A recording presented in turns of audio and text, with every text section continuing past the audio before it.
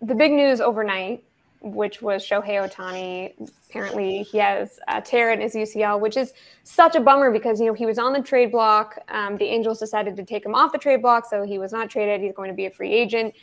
This certainly will affect his market, I would imagine, as a free agent. I don't know how much, but it definitely will. What do you think, Abby? It's going to affect the market.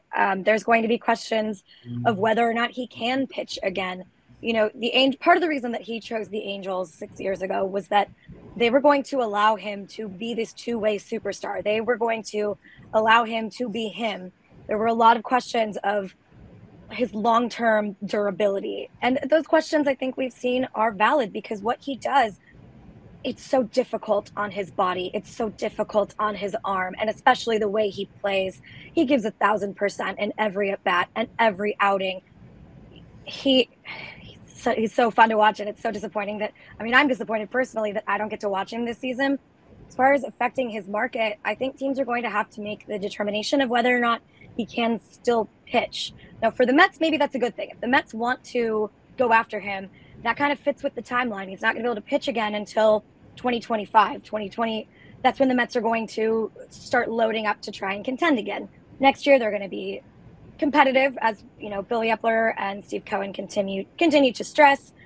But if their window of contention is 2024 or 2025, they may finally get a fully healthy Shohei. But at that point, what can they expect from him? Are they still going to let him be a two-way player? It's going to be really fascinating to see what happens this winter. And I think part of the puzzle is, what does he want? Where does he want to go? What does he want in a situation? Does he still want to be a two-way player? Is he still capable of it after 2 Tommy Johns?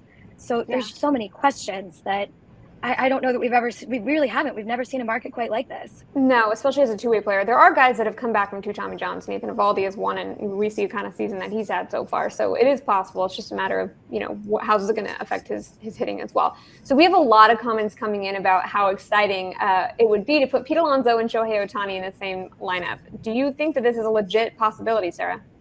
I have no idea what the Mets are thinking. And I do wonder, to Abby's point, if what they were thinking a day ago may be different from what they're thinking right now. But I will say, to the point of everyone asking, even if he can pitch, or even if he can't pitch for a year, this is a genuine power bat.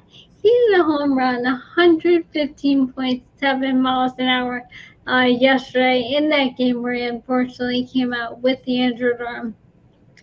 And then the second game, he had a double as well. So he is a guy who is going to be hitting crushing home runs, and that would be really good for the Mets. They've been lacking for that kind of power duo for a while, and he could be really, really intriguing there, again, regardless of the pitching side.